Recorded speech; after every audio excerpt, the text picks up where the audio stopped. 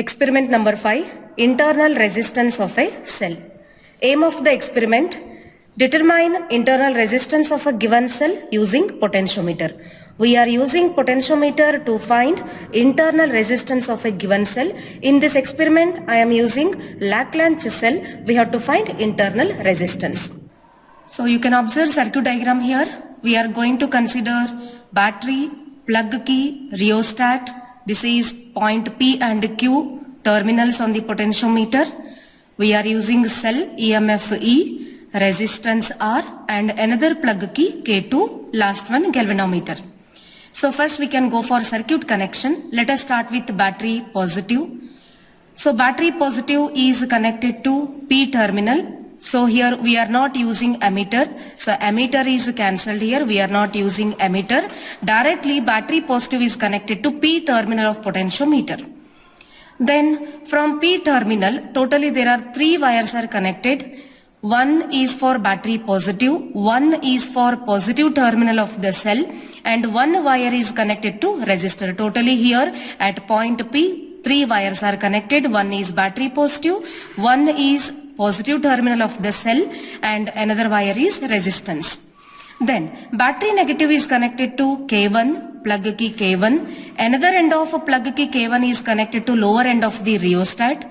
Another lower end is closed, leave it. Upper end of the rheostat is connected to Q terminal of the potentiometer.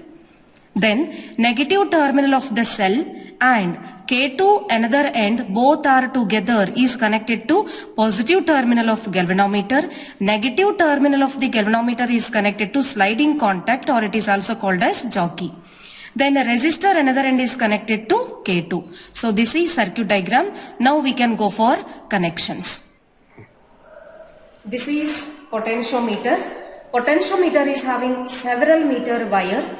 This is manganese or constant. This is alloy we are using on potentiometer because it is independent of temperature and these several meter wire is parallel to meter scale. Now you can observe this is point P and this is point Q. These are the terminals of the potentiometer. And we are using resistance. This is a given cell. We are using Lagrange cell. This is battery, galvanometer, plug key K1. K2, this is rheostat and jockey. So now go for connection. From P terminal, totally we are connecting 3 wires. You can observe here. Totally there are 3 wires connected from P terminal. So one wire goes to resistance one end. Another wire is connected to positive terminal of the cell. And the third wire is connected to battery positive. You can observe one more time. 3 wires are connected. One wire is for resistor one end. Second wire is for positive terminal of the cell. And third wire is for battery positive. Totally 3 wires are connected at point P. Then come to the point Q. Point Q is connected to upper end of the rheostat. This is upper end. And one lower end is closed. Another lower end is connected to K1. And another end of the plug key is connected to battery negative. This is battery negative here. And come to the resistance. So one end of resistance is connected to K2 and another end of a plug key is connected to positive galvanometer. You can observe at positive galvanometer 2 wires are connected. One is from cell negative, another wire is from K2. These 2 wires together it is connected at positive terminal and negative terminal is connected to jockey. So this is the connection. Now we can go for observation. So first I am going to switch on battery as well as a cell. We considered Lagrange cell. So we just switch on cell as well as battery. So battery should be DC, direct current, and I am going to set voltage at 2 volt. We set voltage at 2 volt. This is battery. We switch on the battery.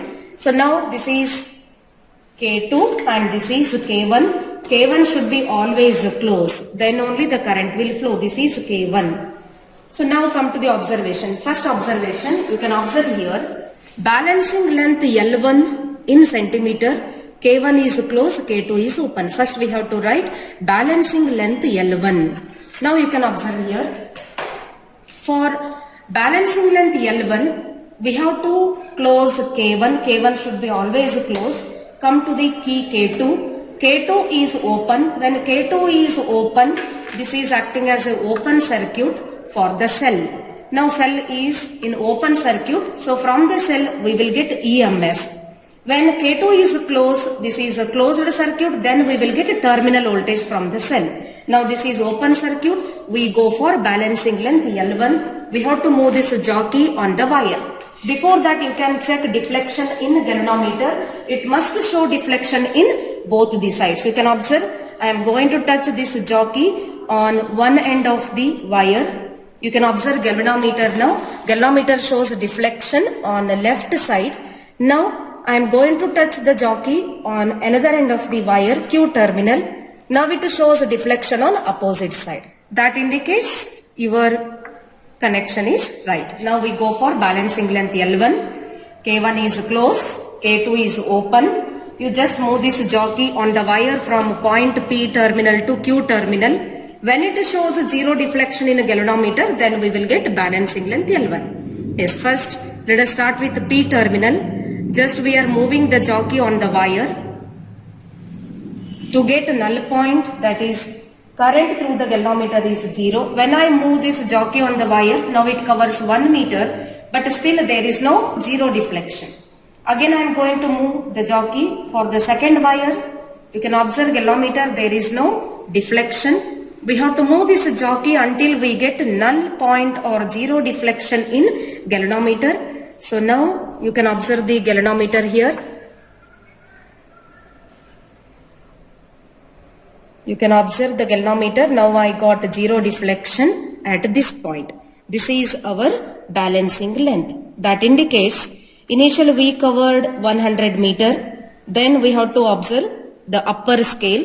Now I covered the second wire. We have to observe lower scale. So now the balancing length will be 193. 193 is our balancing length L1. Right? We go for observe how much? 193 centimeter. This is L1.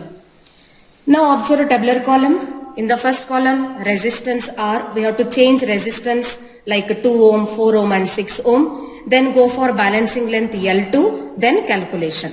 So now we have to find balancing length L2. How to find balancing length L2? You can observe. So again the same procedure, K1 is closed. Initially K2 was open, so we got EMF of the cell.